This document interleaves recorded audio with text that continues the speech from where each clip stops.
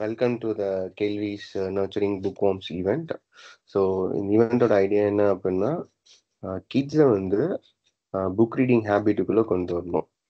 So இந்த book reading ஹேபிட்டுக்குள்ளே கொண்டு வர்றதுக்கு கிட்ஸ் வந்து ரெண்டு முக்கியமான விஷயம். ஒன்று, அவங்களோட கான்ஃபிடென்ஸ் பில்ட் பண்ணும் புக் ரீட் பண்ண ஆரம்பிச்சிட்டாங்க அப்படின்னா. ரெண்டாவது, ஆட்டோமேட்டிக்காக அவங்களோட திங்கிங் எபிலிட்டி ஆட்டோமேட்டிக்காகவே வந்துடும். நம்ம போயிட்டு ஒன்னொன்னையும் சொல்லணும்னு அவசியம் இல்லை, அவங்களே புக்கு தேடி தேடி படிக்கும்போது அந்த எபிலிட்டி வந்துடும்.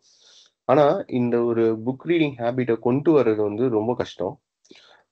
ரீசன் என்ன அப்படின்னா, நம்ம எல்லாம் வந்துட்டு மதர் டங் வந்து இங்கிலீஷ் கிடையாது, மதர் டங் வந்து தமிழ். ஸோ தமிழ்ல இருக்கிற புக்ஸ் எல்லாமே பார்த்தீங்கன்னா நமக்கு தெரியும், இலக்கியங்கள் அது மாதிரி வரும். பட் ஐடியலாக நிறைய அகாடமிக்ஸ் ரிலேட்டடாக எல்லாமே பார்த்தீங்கன்னா we have like abundant resources in English due to like international presence. So அப்போ நம்ம அந்த மாதிரி புக்ஸ் எல்லாம் ரீட் பண்ணணும். இந்த ரீட் பண்ணுற ஒரு கான்ஃபிடென்ஸை கிட்ஸுக்கு கொடுக்கணும். ரெண்டாவது முக்கியமான விஷயம் என்ன அப்படின்னா, நம்ம ஜென்ரேஷன்லனா பரவாயில்ல, எல்லாரும் ஒரே லெவல்ல தான் இருந்தோம். பட் இப்போ பேரண்ட்ஸ் எல்லாம் வளர்ந்து வந்துட்டாங்க. So obviously some parents who read books regularly or like அவங்களோட ரீடிங்கோட முக்கியத்துவம் தெரிஞ்சவங்க எல்லாம் குழந்தைய வந்து முன்னாடியே வந்து ஸ்பெஷல் நிறைய ப்ரோக்ராம்ஸ் போடுறாங்க. லைக் ஃபானிக்ஸ் கிளாஸஸ், அந்த கிளாஸஸ், இந்த கிளாஸஸ்ன்னு நிறைய போடுறாங்க. It's good. But as a கேள்வி கம்யூனிட்டி நாங்கள் வந்து ஒரு ஸ்ட்ரக்சர் ஃப்ரேம் ஒர்க்கில் புக் ரீடிங் ஹேபிட்டுக்குள்ளே கொண்டு வரணும்னு ஆசைப்பட்டோம். அதுக்கான ஃப்ரேம் ஒர்க் வந்து எங்களுக்கு ரொம்ப நாளாக கிடைக்கல. இன்னைக்கு இங்கே சிங்கப்பூரில் வந்து நான் ஒரு வாலண்டியரிங் ஒரு ஈவெண்ட் போகிறேன். ஸோ அவங்க கிரியேட் பண்ண இந்த ஃப்ரேம் ஒர்க்கை வச்சு நம்ம கேள்வியில். So that is the main reason. So அப்போ இந்த ஃப்ரேம் ஒர்க்கை வந்து ஃபானிக்ஸ் ஸ்கூலில் இல்லை கிளாஸஸில் இருக்குமா அப்படின்னா எனக்கு தெரியாது. ஆனால் இந்த ஃப்ரேம் ஒர்க் வந்து ரொம்ப நல்லா இருக்குது, அது மட்டும் தெரியும். ஏன்னா ஆஸ் அ வாலண்டியர் நான் இந்த ஃப்ரேம் ஒர்க்கை யூஸ் பண்ணி ஒரு 6 இயர் கிட்டுக்கு ஸ்டார்ட் பண்ணிட்டேன். So with that experience and knowledge let's start the program. Okay, and contents எல்லாமே நம்ம ரெகுலராக எவ்ரி வீக் அப்லோட் பண்ணி ஷேர் பண்ணலாம். ஓகே, ஸோ இது கண்டென்ட்டை வந்து எப்படி உங்க அரேஞ்ச் பண்ணியிருக்காங்க அப்படிங்கிறத புரிஞ்சுக்கணும் அப்படின்னா நம்ம வந்து ஒரு ரெண்டு அப்ரோச் புரிஞ்சுக்கணும். இந்த ரெண்டு அப்ரோச்சில் தான் students will pick up the reading. Okay, so the first approach வந்து பார்த்தீங்க அப்படின்னா whole language approach. So whole language அப்ரோச்னா ஒன்றும் கிடையாது. இப்போ நம்ம வீட்டில் வந்து நம்ம ரெகுலராக என்ன மொழி பேசுகிறோம், தமிழ் மொழி பேசுகிறோம். அப்போ நாளைக்கு கிட்ஸ் வந்து ஒரு தமிழ் ரிலேட்டடாக ஏதாவது ஒன்று கேட்குறாங்க, இல்லை ஒரு புக்கில் படிக்கிறாங்க, இல்லை ஒரு சென்டென்ஸ் படிக்கிறாங்கன்னா கூட ரெகுலராக நம்ம பேசுறதுல அசோசியேட் பண்ணி மீனிங்கை அண்டர்ஸ்டாண்ட் பண்ணிடுவாங்க. ஓகே, ஸோ ஏன்னா நம்ம காதால கேட்குறோம், அந்த ஆக்ஷனை நம்ம டிஸ்கிரைப் பண்ணுறோம் வீட்டில் தமிழ் எல்லாமே. இதை கேட்டு அந்த கிட்ஸ் வந்து ஆட்டோமேட்டிக்காக அவங்க ரீட் பண்ணும்போது அண்டர்ஸ்டாண்ட் பண்ணிக்குவாங்க, ஈஸியாக புரிஞ்சுக்குவாங்க. ஸோ அங்கே போயிட்டு நம்ம வந்து எக்ஸ்பிளைன் பண்ண தேவையில்ல, இந்த மாதிரி இந்த சவுண்டு கொடுக்கணும், அதை கொடுக்கணும் அப்படின்ட்டு. ஏன் அப்படின்னா ஃபேமிலியே பேசுகிறாங்க. ஓகே, ஆனால் இப்போ நம்ம ஸ்கூலில் including India, Singapore, Australia, like most of the places, ஏன்னா இவங்க இந்த ஃப்ரேம் ஒர்க் இன்ட்ரடியூஸ் பண்ணவங்க சொன்னது தான், எல்லாருமே என்ன பண்ணுறாங்க அப்படின்னா அகாடமிக்கில் we are following whole language approach for English. அப்படிங்கும்போது first question they are asking is, are you speaking English in the home, are you a English speaking family அப்படின்னா மட்டும்தான் இப்போ நம்ம ஸ்கூலில் நடத்துகிற அந்த ஒரு சிலபஸ் வந்து ஆட்டோமேட்டிக்காக உங்களுக்கு ரீச் ஆகும். ஸோ இந்த ஒரு ட்ராபேக் வந்து காமன்வெல்த் கண்ட்ரீஸ்க்கு உண்டான ப்ராப்ளம், சாபக்கேடு அப்படிங்கிறாங்க. நம்ம அதை விட்டு வெளில வரல, சேஞ்ச் பண்ணல.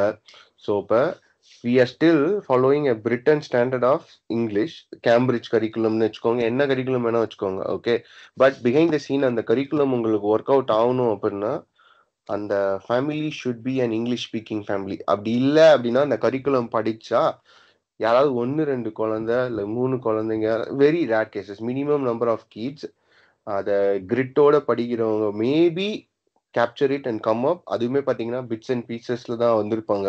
தே may not have a whole understanding. So அதனால இந்த அப்ரோச்சில் நம்ம இங்கிலீஷ் லேர்ன் பண்ணுறது வந்து ப்ராப்ளமேட்டிக் அப்படிங்கிறாங்க. ஸோ அதுக்கு ஆல்டர்னேட்டிவாக அவங்க என்ன சொல்கிறாங்க அப்படின்னா கோட் பேஸ்ட் அப்ரோச். ஸோ ஃபானிக்ஸுங்கிறது one of the subcategory of code based approach. But அது இல்லாமல் நிறைய டிஃப்ரெண்ட் வெரைட்டி ஆஃப் அப்ரோச்சஸ் இருக்குது. Like they say some kind of like a drilling and practice, ஒரு சைட் வேர்ட்ஸ்னு பிரிச்சுக்குவாங்க, அப்புறம் சவுண்ட் யூஸ் பண்ணி learn பண்ற வேர்ட்ஸ்னு பிரிச்சுக்குவாங்க. இந்த மாதிரி நிறைய வேர்ட்ஸ் இருக்கும். இன்ஃபேக்ட் வந்து when Bhupathi said LKG UKG அவங்க ஸ்கூல்ல சைட் வேர்ட்ஸ் இருக்குன்னு சொல்லும்போது I was surprised first. Sight வேர்ட்ஸ்னு ஒன்று இந்த மாதிரி பிரிச்சு இன்ட்ரடியூஸ் பண்றாங்களா அப்படின்ட்டு. இங்கேயும் அதே மாதிரி என் பொண்ணு படிச்சதுலயும் சைட் வேர்ட்ஸ் இருந்தது. ஸோ சைட் வேர்ட்ஸ், அப்ப இந்த சைட் வேர்ட்ஸ்னா என்னன்னு நம்ம தெரிஞ்சுக்கணும். சைட் வேர்ட்ஸ்னா என்ன அப்படின்னா, ஒரு 100 வேர்ட்ஸ் இருக்கு. இந்த 100 வேர்ட்ஸ் வந்து ஸ்டாட்டிஸ்டிக்கலா நீங்க வந்து ஒரு பேஜ் படிக்கிறீங்கன்னா அதுல மினிமம் 20% ஆஃப் த வேர்ட்ஸ் வந்து இந்த சைட் வேர்ட்ஸ் இருக்கும். So imagine if you learn this 100 sight words இன்ஸ்டன்டேனியஸா அவங்க கண்டுபிடிச்சிட்டாங்க அப்படின்னா they will easily read the 20% of the sentences. and the remaining 80% வந்து like mnemonics or like phonics இதெல்லாம் கம்பைன் பண்ணி over the period in the 25 weekல பண்ணும்போது they will learn it. Okay, some of these things are derived from the linguistic course of English அப்படின்வாங்க. So அது எல்லாமே நம்ம one by one every week நம்ம lesson plan go through பண்ணுவோம். அந்த பிளானை தான் நீங்க வந்து அந்த வீக் போய் இன்ட்ரடியூஸ் பண்ண போறீங்க. All we need is 40 minutes every week. Okay, so ஒரு 15 minutes lesson plan இங்க கேட்கறது, அப்புறம் remaining 40 minutes you need to spend with the kid. Okay, so read with understanding. So இப்போ இந்த ப்ரோக்ராம்ல certain contents பார்த்தீங்க அப்படின்னா it will help them to read with understanding. இதுக்கு அவங்க என்ன சொல்றாங்க அப்படின்னா, ஒரு 12-year kid வந்து ஒரு புக்கு பக்கத்துல வச்சு ரீட் பண்ணலாம், எல்லா வேர்ட்ஸும் ரீட் பண்ணிடுச்சு. ஓகே, இப்ப அந்த வேர்டுக்கான காம்ப்ரிஹென்ஷன் கொஸ்டின் கேட்டா தே காண்ட் ஆன்சர். அப்படின்னா என்ன அர்த்தம்? தே ரெட் வித்வுட் அண்டர்ஸ்டாண்டிங். அப்ப ரீடிங் அப்படிங்கிறது எப்போ முழுமைப்படுதுன்னா அவங்க என்ன ரீட் பண்றாங்கிறத புரிஞ்சுக்கணும். ஓகே, ஸோ இந்த ப்ராப்ளம் எனக்கு 37 ஆனாலும் இப்பயும் இருக்கு. இப்போ நான் புக் படிக்கிறேன் அப்படின்னா ஒரு 2 பேஜ் படிக்கணும், எனக்கு கிட்ஸ்ல காம்ப்ளெக்ஸா இருக்கு, ஒன்றும் புரியலன்னா 30 to 40 minutes கூட ஆகும் 2 pages. ஸோ அந்த ஒரு ரீட் வித் அண்டர்ஸ்டாண்டிங் வந்து சின்ன வயசுல எனக்கு இன்ட்ரடியூஸ் பண்ணப்படலை. ஸோ அதை கேள்வி கம்யூனிட்டியில இருக்க பேரண்ட்ஸ் அண்ட் கிட்ஸுக்கு இங்க நம்ம என்ன பார்த்தேன் அப்படிங்கிறத இன்ட்ரடியூஸ் பண்றது தான் இந்த ப்ரோக்ராமோட இன்னொரு ஒரு சிறப்பம்சம். ஓகே, அதே மாதிரி நீங்க ஏதாவது புக் வாங்குறீங்க, என்ன புக் வாங்கினாலும் அந்த புக்ல இருக்கிற எல்லா வேர்டும் லோவர் கேஸ்ல இருக்கான்னு பார்த்து வாங்குங்க.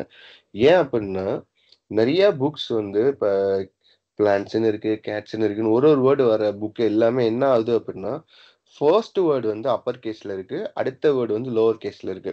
ஸோ கிட்ஸ் ஃபர்ஸ்ட் பேட்டர்னா தான் பார்ப்பாங்க. அப்ப நம்ம ரியலி நம்ம எப்ப ஃபர்ஸ்ட் வேர்டு அப்பர் கேஸ் போடுவோம்? ஒரு சென்டென்ஸ் எழுதும்போது ஸ்டார்டிங்ல போடுவோம், இல்லைன்னா ஒரு பர்சனல் ப்ரொனவுன் குறிக்கும் போது எழுதுவோம், இல்ல அப்ரிவேஷனுக்கு எழுதுவோம்.